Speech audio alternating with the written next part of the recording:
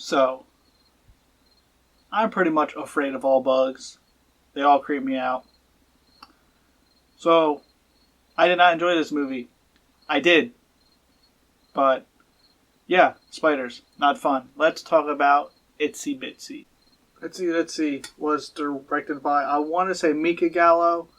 I hope I'm saying your name right. And it stars Bruce Davison, Elizabeth Roberts, Denise Crosby from the original Pet Sematary. I was shocked when I saw her in this. I'm like, no way.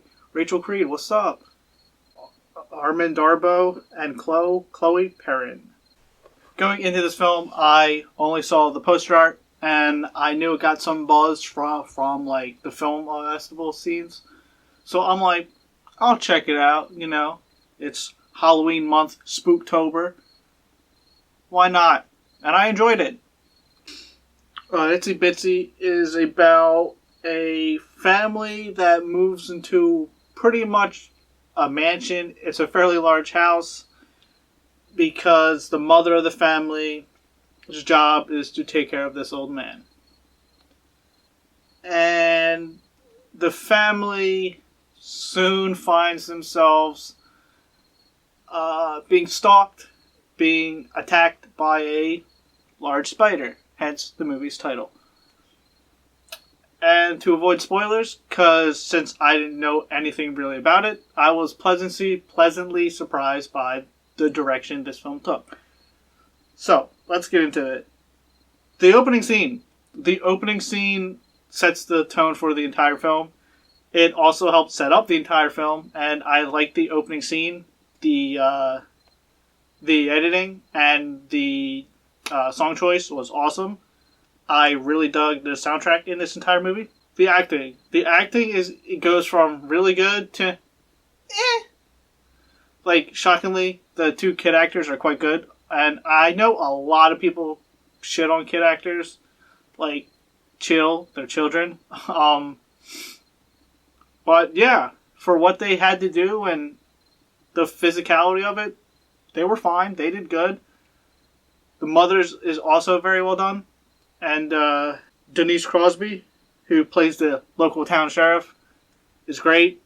It's always a pleasure seeing her because Pet Sematary is probably my favorite horror film of all time. And it was nice seeing her, in this. The practical effects. The practical effects are awesome. They're not the best practical effects because the film feels cheap, which is not a negative. Because I understand it's a small, low-budget movie. It's not going to look the best. It's not going to sound the best. The practical effects aren't going to be the best. But for what they needed to accomplish, the practical effects are solid. They work. They're good. The spider's creepy. The way it moves is creepy. It moves very lifelike for the most part. And the first scene with it, I kind of skeeved out a bit because how well it was done. And I'm not a bug person. I don't like bugs. I never have. When I see a bug in my room, I tend to freak out a bit. So, a movie about a giant spider stalking people, not the funnest experience for me, but the practical effects were good. How the spider comes about and what happens, why it's there, it's probably going to turn off some people. But I've seen crazier, wilder stuff, and it didn't bother me for what it is. It fits in with the story. It fits in with the characters. It's fine. But the negatives, which every film has them. Like I said previously, I can see people turning this off from how the spider gets there, what it is, or who it is, what happens. I can see people really being torn on that.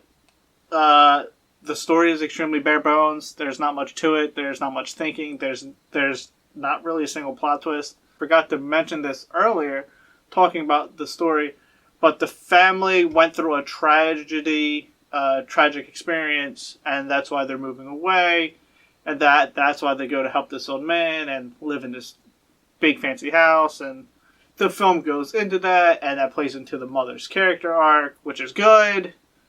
The character arc's good, the mother's not good. I'll explain right now. You want to root for the mother.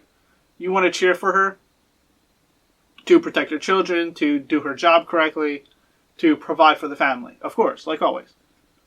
But the issue here is the mom is such a bitch that you don't really root for her very much. Like, I was watching it and I kept saying to my friend who also watched it, like, I hope she just eats shit. I hope she dies. That's not what you want from your movie, and I don't know if that was on purpose or not. So, if it was on purpose, filmmakers, writers, director, the whole cast and crew, congrats, you did your job, kudos. But if that wasn't on purpose, then that's a bit of a stinker. And since this is a low-budget film, I don't know what the budget was, but it's basically set in one location. It's a low-budget movie with no real big-name actors, with okay practical effects.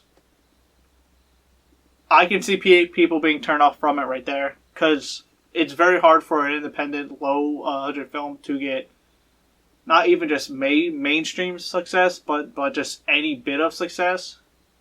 So I could just see people being like, oh, that looks cheap, and turning it off, which bums me out. I liked it. It's fun.